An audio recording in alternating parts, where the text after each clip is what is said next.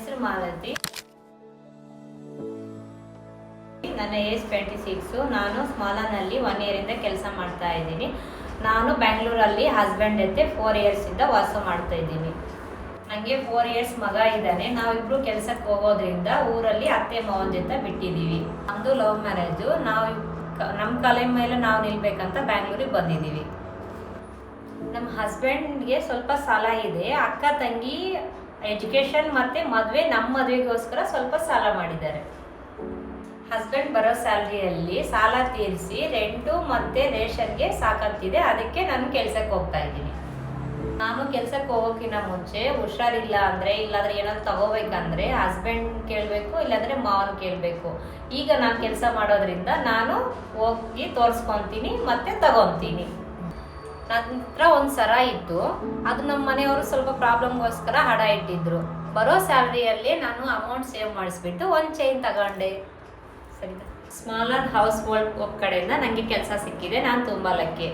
ಮಗನಿಗೋಸ್ಕರ 1000 rupees save ಮಾಡಿಡ್ತೀನಿ. ಅದರಲ್ಲಿ ಊರಿಗೆ ಹೋಗ್ಬೇಕಂದ್ರೆ ಬಟ್ಟೆ, ಸ್ನ್ಯಾಕ್ಸು, ಟಾಯ್ಸು ಏನಾದ್ರು ತಗೊಂಡು ಹೋಗ್ತೀನಿ. ಇತ್ತೀಚೆಗೆ ಒಂದು ಫಂಕ್ಷನ್ ಆಯಿತು, ಬಟ್ಟೆ ತೆಗೆದುಕೊಟ್ಟೆ, ತುಂಬ ಖುಷಿ ಆಯಿತು. ಜೊತೆಗೆ ನನಗೊಂದು ಆಸೆ ಇದೆ. ನೆಕ್ಸ್ಟ್ ಇಯರ್ ನನ್ನ ಮಗನ ಬ್ಯಾಂಗ್ಳೂರು ಕರ್ಕೊಬಂದು ಇಂಗ್ಲೀಷ್ ಮೀಡಿಯಮಲ್ಲಿ ಎಜುಕೇಷನ್ ಕೊಡಿಸ್ಬೇಕಂತ. ನನಗೆ ಟೈಲರಿಂಗ್ ಅಂದರೆ ತುಂಬ ಇಷ್ಟ. ಬರೋ ಸ್ಯಾಲ್ರಿಯಲ್ಲಿ ನಾನು ಅಮೌಂಟ್ ಸೇವ್ ಮಾಡಿ ಟೈಲರಿಂಗ್ ಮಿಷನ್ ಒಂದು ಪರ್ಚೇಸ್ ಮಾಡಿದ್ದೀನಿ. ಅದರಲ್ಲಿ ಕೆಲಸ ಮಾಡೋದ್ರಿಂದ ನನಗೆ ಅಮೌಂಟು ಎಕ್ಸ್ಟ್ರಾ ಸಿಗ್ತಾ ಇದೆ. ನನಗೆ ಏನು ಬೇಕಿದ್ರೂ ತಗೊತೀನಿ, ಬಟ್ ಏನಿದ್ರೂ ಮಾಡ್ಬೋದು. ಜೊತೆಗೆ ನನಗೊಂದು ಕನಸಿದೆ, ಊರಲ್ಲಿ ಮನೆ ಕಟ್ಟಬೇಕಂತ. ಅದಕ್ಕೆ ನಮ್ಮ ಬರೋ ಸ್ಯಾಲ್ರಿಯಲ್ಲಿ ಸ್ವಲ್ಪ ಅಮೌಂಟ್ ಸೇವ್ ಮಾಡಿ ಚೀಟಿ ಕಟ್ತಾ ಇದ್ದೀನಿ. ಮುಗಿದ್ಮೇಲೆ ಊರಲ್ಲಿ ಮನೆ ಕಟ್ತೀವಿ.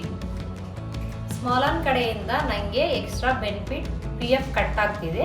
ಅದರಿಂದ ನನಗೆ ಎಕ್ಸ್ಟ್ರಾ ಸೆಕ್ಯೂರಿಟಿ ಸಿಗ್ತಾ ಇದೆ. ಸ್ಮಾಲರ್ ಹೌಸ್ ಹೋಲ್ಡ್ ಕಡೆಯಿಂದ ನನಗೆ ಕೆಲಸ ಸಿಕ್ಕಿದೆ. ನಾನು ತುಂಬ ಲಕ್ಕಿ. ನನಗೆ ಸ್ಯಾಲ್ರಿ ಬರೋದ್ರಿಂದ ನಾನು ಸ್ವಲ್ಪ ಅಮೌಂಟನ್ನು ಸೇವ್ ಮಾಡ್ತೀನಿ. ನನಗೆ ಇನ್ ಕೇಸ್ ನನಗೆ ಹುಷಾರಿಲ್ಲ ಅಂದರೆ, ಇಲ್ಲಾಂದರೆ ನಾನು ಏನಾದ್ರು ತಗೋಬೇಕಂದ್ರೆ, ಹೊರಗಡೆ ಹೋಗ್ಬೇಕಂದ್ರೆ ನನಗೆ ಆ ಅಮೌಂಟ್ ಯೂಸ್ ಆಗುತ್ತೆ.